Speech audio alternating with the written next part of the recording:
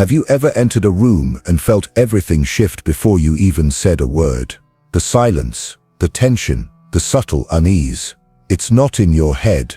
When your energy is powerful, it doesn't just influence people, it disrupts them. Not because you've done anything wrong, but because your very presence awakens parts of them they've been trying to keep buried. Carl Jung called it the shadow, those hidden aspects of ourselves we deny, suppress or ignore. And when you show up grounded, self-aware and fully present, you become a mirror, a trigger, a spotlight on the very things they don't want to face. That's why people suddenly act off around you. They fidget, they avoid eye contact, they over-explain, force a laugh, or retreat into silence. And you wonder, did I do something? No, your energy did. It's not about your words or actions. It's about what your presence stirs up in their unconscious. Most people walk around armored in denial, masking their insecurity with fake smiles and shallow small talk. But when you show up unfiltered, with emotional clarity and inner stillness, it confronts everything they've been avoiding. This isn't some mystical fluff. This is psychology. This is neuroscience. Your thoughts, emotions, even your subconscious patterns emit a frequency. Just like a tuning fork affects another, your internal state vibrates outward and influences everything around you. That uneasy silence after you enter a room, that's not your imagination, it's their nervous system responding to yours. Coherence versus chaos, clarity versus distortion. You've probably been labeled too intense or too much before. Maybe you've even felt guilty just for taking up space. But let's be clear, you're not too much. You're just rare. In a world addicted to distractions and surface-level connection, your grounded presence feels foreign. It's like turning on a light in a room where someone's been sitting in the dark for years. They squint, recoil, maybe even ask you to dim down, not because light is bad, but because they're not used to seeing. And that's where your real power lies. The more you anchor into your own authenticity, the more you'll stir others, sometimes uncomfortably. But their discomfort isn't your burden. Your only job is to stop shrinking, stop apologizing for your clarity, and stop absorbing other people's emotional static. The world needs less noise and more grounded presence. And that, whether they admit it or not, is exactly what you bring. What you're doing, just by being yourself, is holding up a mirror. And here's the thing about mirrors. Some people look into them and rise. Others see something they can't face and run. Let them. Their reaction is not a reflection of your value, but a reflection of what they've been avoiding within themselves. Now let's talk about a subtle but confusing sign, especially if you're unaware it's happening. Sometimes strangers challenge you out of nowhere or act passive-aggressive. You walk into a shop, ask a polite question, and suddenly the cashier gives you an attitude, condescending tone, short answers. Or you share an idea at work with confidence and clarity, and someone immediately tries to undermine or outshine you. Not because your idea was wrong, but because your energy was felt, and their ego couldn't handle it. Your presence communicates strength, stability, and self-awareness. For someone who is insecure or still wearing a mask,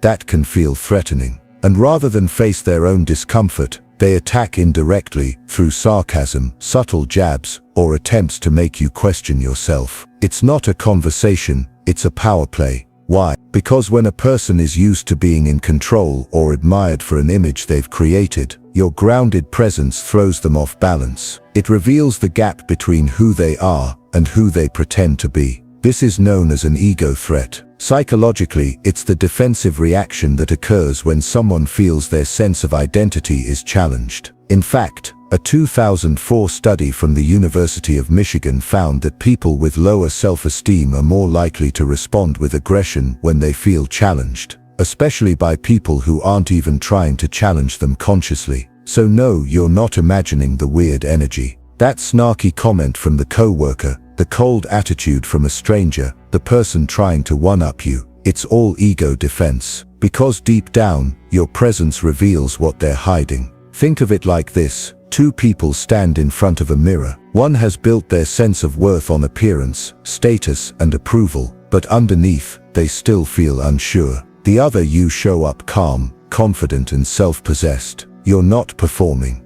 In that mirror, who do you think will feel exposed? That's why they try to drag you down, not because you're arrogant, but because your existence challenges their illusion of control. And when someone hasn't built real self-worth, they'll try to level the playing field by provoking you. Here's the secret: don't bite, don't take the bait. That's what they want, to throw you off, to get a reaction, to make you question yourself. Stay centered, hold your ground. Their behavior is not an invitation, it's a test. And the most powerful response is no response. You didn't come to play ego games. You came to live in truth. Let their ego wrestle with itself. You just keep rising. Another clear sign: people are either drawn to you instantly, or they distance themselves just as fast. There's rarely a middle ground. Some people feel deeply connected to you right away, like they've known you for years. Others get uncomfortable around you for no clear reason and pull away. You're either magnetic, or they're repelled. And here's why: your energy doesn't blend into the background. It calls people into alignment. It makes them feel something real. And when they feel that, an inner switch flips. They unconsciously ask themselves, am I ready to face myself right now? If the answer is yes, they move closer, they open up, they feel safe. Not because you're trying to impress them, but because your energy feels like truth. But if the answer is no, they back off, they criticize, they avoid. Not because of you, but because your presence makes them feel seen, and they're not ready for that. This is emotional resonance. Our nervous systems are wired to sync with those around us. But when someone is disconnected from their truth, and you show up fully aligned, they can't match your frequency. There's a clash. They don't actually dislike you. They dislike how they feel around you. It's not personal, it's energetic dissonance. Think of tuning forks. When two are in harmony, they resonate. But if one is out of tune, there's friction. That's what you're feeling. When someone is drawn to you, they're resonating with your frequency. When they pull away, they're rejecting the part of themselves your energy wakes up. Here's an example. You meet someone at a gathering. You barely say much, but within minutes, they're opening up to you about childhood pain, dreams and fears they've never spoken aloud. It's not because you asked the right questions. It's because your presence feels safe. Safe enough for their walls to come down. Sometimes, after one deep and real conversation, someone gives you side eyes, avoids small talk, or suddenly stops texting. That's not rejection. It's a nervous system saying, this is too much clarity for me right now. And here's the truth. You're not meant to be digestible for everyone. Your role isn't to make people comfortable. It's to be real, and realness, especially in a world built on pretense, will always polarize people. That's not a flaw. That's the point. So stop trying to be likable. Be authentic. The people who are truly ready for your energy will come closer. The rest, let them go. That's not rejection. That's alignment. Now here's another sign your energy is powerful, and this one is trickier to navigate. You attract both deep-feeling empaths and draining energy vampires. If you've ever wondered why people open up to you so easily, or why you feel exhausted after being around certain people, even when the conversation wasn't heavy, there's a reason. When your energy is grounded, clear and calm, you become like a living battery. And what do batteries do? They attract things that need power. The first type of people, genuine empaths, aren't the problem. They're drawn to your stillness and clarity. Your frequency soothes their nervous system. It feels good to be near you, because with you they don't need to perform. They can simply be. But the second type, that's where things get complicated. These are people who don't know how to manage their own emotional storms. They haven't done the inner work, but your presence offers them temporary peace, and they mistake that for healing. So they attach quickly, not out of respect for your energy, but because they want to feed off of it. This isn't some mystical exaggeration.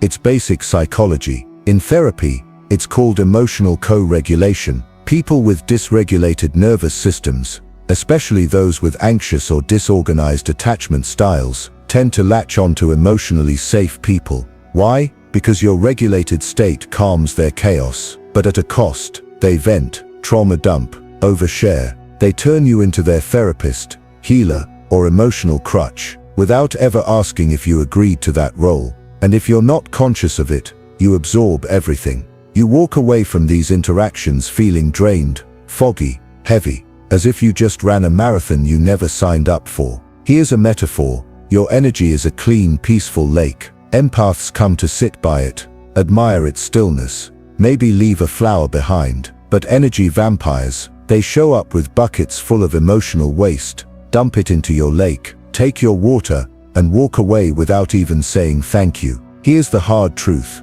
You are not here to be a dumping ground. You're not a rehab center for broken souls who refuse to take responsibility for their own healing. Yes, it's compassionate to hold space for others, but allowing people to drain you repeatedly isn't compassion. It's self-betrayal. And if you've been conditioned to be the strong one, the healer, or the emotionally mature one in every relationship, listen carefully. That very conditioning is what makes you vulnerable to this dynamic. Your light doesn't just attract love, it attracts need. But your purpose isn't to meet every need. Your purpose is to discern who actually deserves access to your field. So next time someone emotionally unloads on you without consent, or you leave a conversation feeling mentally and physically depleted, pay attention. That's not connection, that's extraction. If you've ever walked away from what seemed like a casual conversation feeling emotionally drained or wrecked, don't blame yourself. Recognize it, name it, and give yourself permission to step back. Power isn't just about lifting others,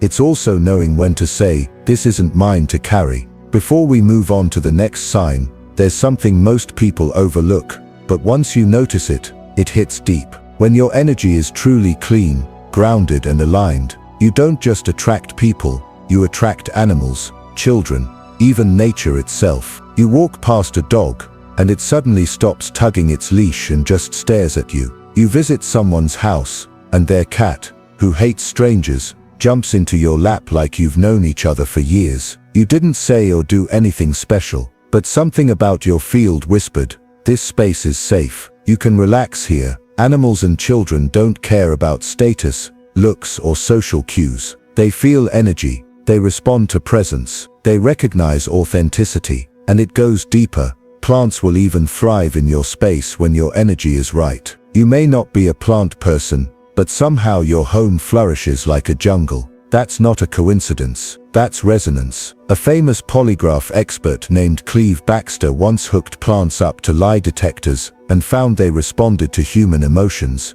fear, joy, even intent. Whether or not you accept every detail of that experiment, the deeper truth remains. Life recognizes life. When your energy is clean, free of resentment, tension, or mental noise, life leans toward you. So if you've ever wondered, why do animals and babies just love me? Or why do I feel more at peace in the forest than at a dinner party? It's because instinct, innocence, and nature are all attuned to authenticity. And when your energy is aligned, that's exactly what you radiate. Now let's go deeper, because while nature and truth seekers are drawn to you, others are straight up repelled. And that's where things get especially interesting. Sign 5. You can't stand inauthenticity, and inauthenticity can't stand you. If you've ever felt physically uncomfortable in fake environments, if small talk drains you, if you can instantly sense when someone is being polite but not real, that's not you being dramatic or picky. That's your energy field rejecting distortion. And here's the kicker. It works both ways. Not only do you feel inauthenticity from others, but inauthentic people feel deeply threatened by you. You don't have to say a word, just your presence can rattle their mask loose. Why? Because when you've done the inner work, when you've faced your shadow and live in alignment, you carry a frequency of truth that cuts through pretense like a blade. People who are hiding behind personas, performing for approval, suppressing their truth, can't hold that mask up around you for long. Your authenticity acts like a mirror, exposing what they're trying not to see. Carl Jung explained this through the concept of persona versus shadow. The persona is the mask we wear for the world, the polished version we want people to believe in. The shadow is everything we repress. So when you walk into a room grounded, raw, and unfiltered, it confronts people with the contrast between who they are and who they pretend to be. And that can make them uncomfortable, defensive, even hostile. Here's a real-life example. You're in a group conversation where everyone is laughing, playing nice, staying surface level. Then you speak, not loudly, not dramatically, just truthfully. The energy shifts. Some people fall silent, others fidget. Someone might even seem annoyed. What happened? You didn't follow the script. You didn't feed the illusion. You introduced truth into a space built on performance, and realness disrupts the game. Imagine everyone's at a costume party, playing pretend. You walk in wearing no mask, just you. Some people will be relieved. Finally, someone real. Others, they'll panic, because your truth makes their mask feel heavy. No, this isn't a collapse, it's a correction. And the more you trust it, the faster it works. You might find yourself pulled towards strange ideas out of nowhere, a sudden shift in priorities. Something that felt important yesterday suddenly feels irrelevant, and something you've been ignoring, now it won't stop tugging at your attention. That's not distraction, that's direction. That's the real route opening up. The mess you're seeing, it's not an obstacle, it's the blueprint redrawing itself right in front of you. And if you can just breathe through the noise long enough to feel beneath it, you'll notice the moment, the exact point where what felt like chaos starts to click. Not because you forced it, not because you controlled it, but because you let go. Sometimes the universe doesn't speak in signs, it speaks in interruptions. Let them come. Let them rearrange what no longer fits. Let the misalignments stretch until they finally snap. Because what's next isn't a return to comfort. It's an upgrade to clarity. And once it lands, everything starts moving faster than you thought it would. But only if you're clear on what you're asking for. This new moon doesn't move slow. It's not here for your rituals and delayed decisions. It's not waiting for you to write it out under the stars. That era is over. We're in instant reflection territory now. What you think, what you focus on, it's echoed back with shocking speed. So if your vision is blurry, if you're vague, hesitant, scattered, you'll get back more of that. That's the trap. Because this moon isn't responding to your potential, it's responding to your precision. This energy is surgical, sharp, focused, fast. You're not throwing wishes into the void. You're placing an exact order with the universe. And it's already being prepared. If you speak with fear, indecision, or confusion, you'll see more of it reflected back. But if you move with certainty, if you declare what you want, like you already have it, if your frequency is clear, clean, and unshaken, that's when things get scary accurate. The call comes, the text arrives, the door unlocks, the shift happens, and suddenly, what you asked for is right in front of you, even if it's bigger than what you thought you deserved. Clarity is no longer optional. It's the currency of manifestation now. So ask for what you want like you mean it. Be bold, be specific, be unapologetically clear. Because this moon is wired to respond to exactness, not to possibility. You're not becoming magnetic. You're just finally aligned with the version of you that actually matters. If you've ever walked away from what seemed like a casual conversation, feeling emotionally drained or wrecked, don't blame yourself. Recognize it, name it, and give yourself permission to step back. Power isn't just about lifting others. It's also knowing when to say, this isn't mine to carry. Before we move on to the next sign, there's something most people overlook. But once you notice it, it hits deep. When your energy is truly clean, grounded, and aligned, you don't just attract people. You attract animals, children, even nature itself. You walk past a dog, and it suddenly stops tugging its leash and just stares at you. You visit someone's house, and their cat, who hates strangers, jumps into your lap like you've known each other for years. You didn't say or do anything special, but something about your field whispered, this space is safe, you can relax here. Animals and children don't care about status, looks, or social cues. They feel energy, they respond to presence, they recognize authenticity, and it goes deeper. Plants will even thrive in your space when your energy is right. You may not be a plant person, but somehow your home flourishes like a jungle. That's not a coincidence, that's resonance. A famous polygraph expert named Cleve Baxter once hooked plants up to lie detectors and found they responded to human emotions, fear, joy, even intent. Whether or not you accept every detail of that experiment, the deeper truth remains. Life recognizes life. When your energy is clean, free of resentment, tension, or mental noise, life leans toward you. So if you've ever wondered, why do animals and babies just love me? Or why do I feel more at peace in the forest than at a dinner party? It's because instinct, innocence, and nature are all attuned to authenticity. And when your energy is aligned, that's exactly what you radiate. Now let's go deeper. Because while nature and truth seekers are drawn to you, others are straight up repelled. And that's where things get especially interesting. Sign 5. You can't stand inauthenticity, and inauthenticity can't stand you. If you've ever felt physically uncomfortable in fake environments, if small talk drains you, if you can instantly sense when someone is being polite but not real, that's not you being dramatic or picky. That's your energy field rejecting distortion. And here's the kicker. It works both ways. Not only do you feel inauthenticity from others, but inauthentic people feel deeply threatened by you. You don't have to say a word. Just your presence can rattle their mask loose. Why? Because when you've done the inner work, when you've faced your shadow and live in alignment, you carry a frequency of truth that cuts through pretense like a blade. People who are hiding behind personas, performing for approval, suppressing their truth, can't hold that mask up around you for long. Your authenticity acts like a mirror, exposing what they're trying not to see. Carl Jung explained this through the concept of persona versus shadow. The persona is the mask we wear for the world, the polished version we want people to believe in. The shadow is everything we repress. So when you walk into a room grounded, raw, and unfiltered, it confronts people with the contrast between who they are and who they pretend to be. And that can make them uncomfortable, defensive, even hostile.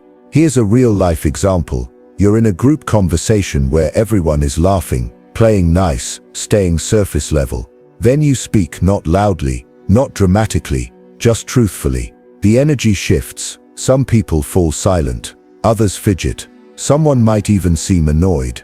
What happened? You didn't follow the script. You didn't feed the illusion. You introduced truth into a space built on performance, and realness disrupts the game. Imagine everyone's at a costume party, playing pretend. You walk in wearing no mask, just you. Some people will be relieved. Finally, someone real. Others, they'll panic. Because your truth makes their mask feel heavy. Over time, when you don't protect your energy, the chaos you've absorbed from others begins to feel like your own. Here's how it shows up. You start doubting your instincts. Conversations that once energized you now leave you feeling drained. You wake up anxious for no clear reason. You say yes to things that feel wrong just to keep the peace. You can't tell where you end and others begin. That's not you being too sensitive. That's what happens when your energetic field is wide open and unfiltered. Imagine walking through the world with no skin. Every emotion, every mood, every unspoken tension clings to you.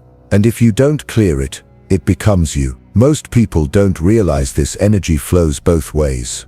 You're not just broadcasting your own frequency, you're receiving too. So if someone dumps their fear, guilt, or resentment into your space, and your boundaries are down, you absorb it. Your nervous system starts carrying signals that were never yours to begin with. That's why so many strong, intuitive people struggle with burnout, depression, even identity confusion. Not because they're weak, but because they've been unknowingly acting as emotional sponges, thinking they're helping, when in truth they're sacrificing themselves. Let's go deeper. There's a term in psychology called emotional contagion. It means exactly what it sounds like. You can literally catch someone else's emotional state through tone, body language, and facial expression, even if no words are spoken. Now multiply that by 10. If you're energetically open, you don't just feel someone's mood, you internalize it. And if you don't set boundaries, you start living someone else's life. You chase goals that don't excite you. You carry guilt that isn't yours. You lose the voice of your own soul beneath everyone else's noise. Let's be clear, you can't fulfill your purpose when you're full of other people's energy. Your power needs protection, not coldness, not walls, but conscious, intentional, energetic boundaries. You need space to regularly ask yourself, is this mine, or did I pick this up from someone else? And if the answer is not mine, then let it go. No explanation, no guilt. Because if you don't protect your energy, the world will consume it, and it won't ask for your permission first. From this moment on, your energy is not a public resource, it's sacred, and the people who truly deserve access to it will know how to honor it. But how do you protect your energy without becoming distant or cold? Let's make something clear. Having boundaries doesn't mean you're rude or emotionally unavailable. It means you finally stop bleeding for people who wouldn't hand you a bandage. And if you're the person others always go to for advice, clarity, or comfort, then boundaries aren't optional. They're essential. You don't just need emotional boundaries. You need energetic ones. Because without them, you're leaking power constantly. The good news: you don't need to raise your voice. You don't need to defend or justify yourself. You just need to get clear. An energetic boundary is an invisible agreement that says, here's what I allow into my space, and here's what I don't. And it all starts with one fundamental shift. Stop managing how others feel. Start managing how you respond. You're not being cold, you're just no longer emotionally accessible to everyone. And that right there is power. Here's how to start protecting your energy practically. Step 1. Ground yourself before every interaction. It doesn't take 30 minutes of meditation, just 10 seconds. Before entering a room or replying to a message, say silently, I am grounded. I choose what enters my field. I do not absorb what is not mine. This primes your nervous system to observe rather than absorb. Step 2. Visualize a filter, not a wall. Walls block connection. Filters protect it. Picture a soft mesh of light around you. It lets love, truth, and clarity through, but blocks manipulation, guilt, and chaos. Step 3. Say no, with zero explanation. Every time you over-explain a boundary, you're subconsciously apologizing for having one. You don't need to. Try no, that doesn't work for me. I won't be available for that. I'm not the right person for this conversation, period. No guilt. Step 4. Be mindful of who gets emotional access to you. Not everyone deserves a backstage pass to your soul. Just because someone is hurting doesn't mean it's your job to fix them. Ask yourself often, does this person restore me or drain me? That single question can change your life. Now, here's the mindset shift that makes it all work. Boundaries are not about keeping people out. They're about keeping your energy high enough that only those ready to meet you there can stay. It's not rejection, it's selection. You are curating your life. And not everyone makes the guest list. Here's a simple real-world example.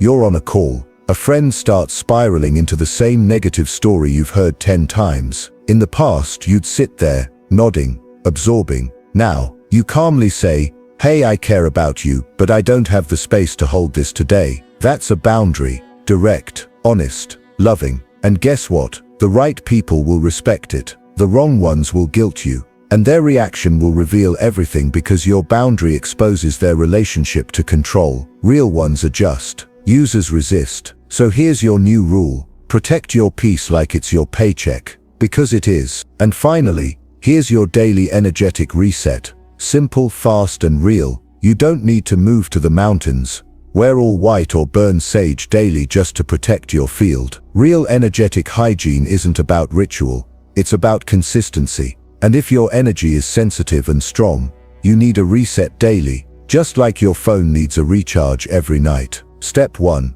Breathe like you're flushing your system. Before checking your phone in the morning, or after any intense interaction, pause. Close your eyes. Inhale through your nose for 4 seconds. Hold for 4. Then exhale slowly through your mouth for 6. As you breathe out, mentally say, I release anything that isn't mine. Because you'd be surprised how much you've picked up that never belonged to you in the first place. That anxiety could have been your partner's. That heaviness, maybe from the stranger standing behind you in line. We are all energetic sponges, whether we like it or not. And breath is how you wring yourself clean. Step 2. Use the cut and release visualization. This one is powerful. Imagine yourself surrounded by invisible cords, energetic ties to people, conversations, emotions you encountered throughout the day. Then picture a clean, bright blade, a sword of truth, and mentally begin cutting through each cord that no longer serves you. As you do, silently affirm,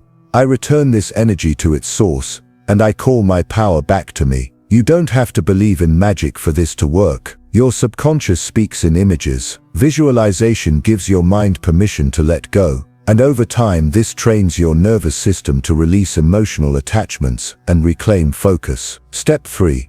Ground with a simple anchoring statement. Once you've released what doesn't belong to you, anchor back into yourself. Say, I am in my body. I am in this moment. I choose what I carry. Why is this important? Because high-energy, empathic people often disassociate without realizing it. You get stuck in your head, tangled in other people's emotions, or lost in tomorrow's problems. But presence is power. This simple phrase pulls you back into the now, into clarity. Bonus nighttime reset. Just 2 minutes before bed. Before falling asleep, sit quietly. Breathe. Then gently scan your day and repeat to yourself, I rebuke all negativity. I release what is not mine. This practice doesn't just help you sleep. It clears your energy field. You're not only resting your body, you're cleansing your soul. Remember, this isn't about being perfect. It's about staying tuned in. Because when your energy is clean, everything sharpens. Your intuition, your decisions, your boundaries, your self-respect. You're not feeling foggy because you're broken. You're foggy because you're cluttered. Cleanse daily, not for show, for sovereignty. Because your energy is the most valuable currency you carry, and you spend it every second of every day. You can't afford to keep giving it away without checking the cost. Now, let's talk about something critical.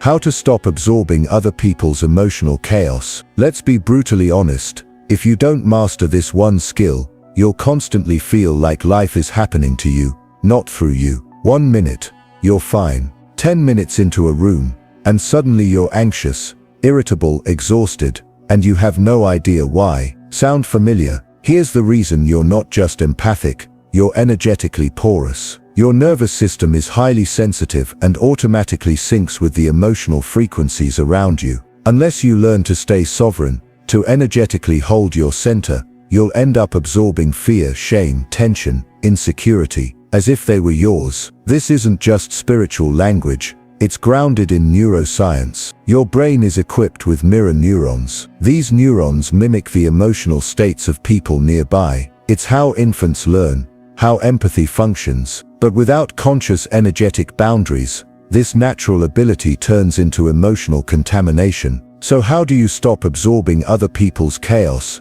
and finally start owning your emotional state? Step 1. Recognize the transfer. The very moment your mood shifts suddenly after talking to someone, pause. Ask yourself, was I feeling this way before I spoke to them? If the answer is no, congratulations, you've just caught the transfer, and that awareness alone is 80% of the work. Because once you recognize that what you're feeling might not be yours, you regain power. Step 2. Use the mental armor trick. Before you enter any space that feels heavy, work, family dinner, group chats filled with drama, prime your mind with this quiet statement: their emotions are not my responsibility. I stay in my field. This isn't about putting up walls. It's about reinforcing your energetic skin. You still care, you're still compassionate, but you're no longer available for emotional hijacking. So the next time you're in a tense environment, and your system starts to mirror it, remind yourself, this storm is not my weather. Let that phrase cut through the static like a blade. It tells your subconscious, I can witness without absorbing, I can care without carrying. Step 3. Stay in observation mode, not absorption mode. You walk into a room and instantly feel that something's off. People are tense, the energy is thick. Don't match it, don't try to fix it. Just observe. Silently remind yourself, I'm observing energy, not becoming it. That one shift pulls your awareness out of automatic reaction and into conscious witnessing, protecting you from downloading everyone else's chaos. Step 4. After contact, shake it off. Literally. Your body stores energetic residue the way clothes collect static. So when a conversation feels heavy or the vibe lingers, move. Shake out your hands. Exhale hard. Step outside. Stretch. Whisper to yourself, I release what's not mine. Motion resets the nervous system. It clears energy that talking alone can't. Here's the bottom line. You're not a sponge. You're a lighthouse. Sponges soak up everything, clean or toxic. But lighthouses don't get pulled under by the storm. They stand tall, they shine, they guide, and they never apologize for being seen. From now on, stop absorbing other people's emotional chaos. Witness it. Hold your frequency. Stay sovereign. Because this world doesn't need more exhausted empaths, it needs awakened ones. Now let's answer the deeper question you may have silently carried your whole life. Why do you even have this energy? Let me offer something that might hit straight in the soul. You weren't given this depth of presence, this weight of awareness, just to survive life. You were given it to change life, to shift it, to wake people up. But first it had to wake you up. People with powerful energy often carry painful pasts, not because they were cursed, but because pressure creates presence. Your trauma forced you to pay attention, to read between the lines, to feel the room before you spoke. That hypersensitivity, it was survival, but over time it became your superpower. And now you walk into a room and sense the undercurrent before anyone speaks. You see the truth behind the smile. You catch the lie hiding in the silence. And people don't always understand it. They say, "Why are you so intense? Can't you just relax? Why do you have to go so deep all the time?" Because you're not here to skim the surface. You're here to call out the fake, to expose what's hidden, to guide people back to their truth. That's not an accident. That's your design. Carl Jung called this journey individuation, the process of becoming your true self by facing and integrating your unconscious. You've done that, or you're in the middle of doing it. And the result? Your energy isn't just present, it's alive, activated. It carries a frequency that silently says, "I've been to the dark. I'm not afraid of yours." That's why people either lean in or run. Your presence confronts them with a choice. Stay asleep or wake up. Here's the hard truth. Powerful energy is often misunderstood. Not because it's wrong, but because it refuses to conform to broken systems. You weren't born to blend in. You were born to break patterns in your family, in your community, and within yourself. But just because you were built for it, doesn't mean it's easy. Your strength may have isolated you. Your insight may have cost you relationships. Your energy may have attracted people who used it, feared it, or tried to drain it. That wasn't punishment. That was preparation. Because now, you're not just intuitive, you're aware. You're not just empathic, you're strategic. You're not just sensitive, you're awake. So stop asking yourself, "Why am I so different?" You were never meant to be like them.